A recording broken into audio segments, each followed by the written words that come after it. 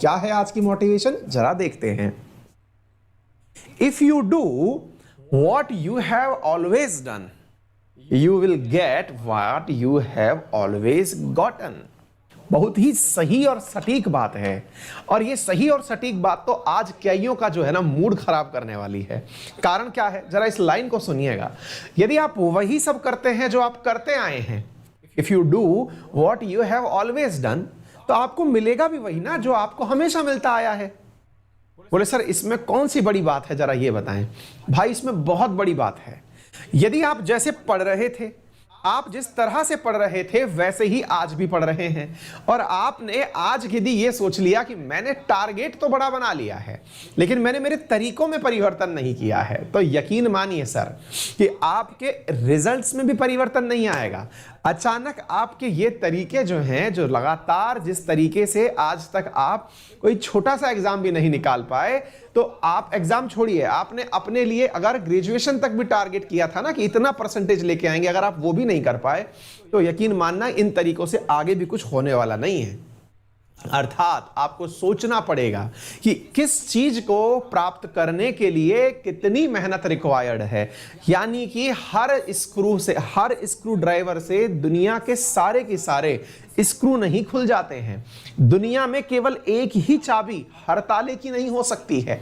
आप जिस एग्जाम की तैयारी कर रहे हैं उस एग्जाम के लिए अपने प्रकार की एक स्किल रिक्वायर्ड होती है। अगर आप एसएससी की तैयारी कर रहे हैं तो निश्चित ही आपका 4 विषयों पर पकड़ बहुत अच्छी होनी चाहिए। मैथ, रीजनिंग, इंग्लिश, जीके, इनकी पकड़ बहुत अच्छी होनी चाहिए।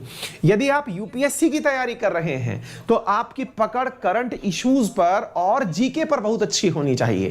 यानी कि हर सब्जेक्ट के अंदर, अगर आप किसी स्टेट पीसीएस की तैयारी कर रहे हैं तो आपकी स्टेट के विषयों पर पकड़ बहुत अच्छी होनी चाहिए। यानी कि केवल एक प्रक्रिया से सारे एग्जाम नहीं निकलते, लेकिन हम लोग ऐसा जरूर करते हैं। हम क्या करते हैं, तब हम लोग तैयारी एक एग्जाम की करते हैं, फॉर्म 10 एग्जाम का भरते हैं, और हम ये कहते हैं लगभग एक जैसा ही तो है सर। भाई साहब यही वो गुस्ताखी है जिसकी वजह से एग्जाम निकलते नहीं हैं। हम तैयारी एक एग्जाम की कर रहे होते हैं, फॉर्म जितने भी आ रखे हैं, मतलब आप एसएससी की तैयारी कर रहे हैं, पता चले कि आप बैंकिंग का भी फॉर्म डाले हुए हैं, आप यूपीएससी का भी फॉर्म डाल ही दिए कि चलो खुशी तो मिलेगी कि देख के तो आए थे कैसा होता है। राज्य में स्टेट पीसीएस का निकला तो भैया हमारे पड़ोस वाले बने थे थोड़े दिन पहले, चलिए ये भी वाला फॉर्म भर देते हैं। फॉर्म सब भरने हैं आपको। एग्जाम में जितने भी फॉर्म की संख्या दिखती है ना, वो असल में रियल नहीं होती है। बहुत सारे लोग आप जैसे भी तो होते हैं जो फॉर्म भरे होते हैं, जो इसीलिए फॉर्म भर दिए कि देख के आएंगे पेपर कैसा होता है। और भैया इन देखने वालों की बातें जब एग्जाम सेंटर के बाहर सुनोगे, भाई साहब आपको शर्म आ जाएगी खुद पर कि हमने इतनी मेहनत क्या ऐसे ही मतलब भजिया छीलने के लिए की थी का। बोले क्यों सर, ये लोग भाई एग्जाम सेंटर के बाहर निकलने के बाद पेपर देख करके तो दावे ऐसे करते हैं, अरे यार मतलब ये भी क्वेश्चन सही, ये भी क्वेश्चन सही, मैं तो पढ़ा नहीं यार, मतलब इतने कम नॉलेज से मैंने इतने सवाल सही कर दिए, अब तो अगर मैं महीने भर पढ़ लिया तो फिर तो जाने में क्या ही मचा दूंगा। इनका कॉन्फिडेंस भी अलग लेवल का होता है। लेकिन साथियों ये कॉन्फिडेंस कभी भी सिलेक्शन नहीं करवाता है। जो व्यक्ति एक ही बार में हर तरह का काम करने की कोशिश कर रहा है वो कभी सक्सेसफुल नहीं होता। आप जिस काम के लिए लग रहे हैं उसके लिए एक अलग एफर्ट, एक अलग प्रक्रिया, एक अलग प्रकार का माइंडसेट चाहिए होता है। दिमाग में पहले इसे उतारिए। इवन अगर आप बैंकिंग की तैयारी भी एसएससी के साथ साथ कर रहे हैं तो बैंकिंग के लिए कुछ अलग रिक्वायर्ड है, वो आपको करना पड़ेगा।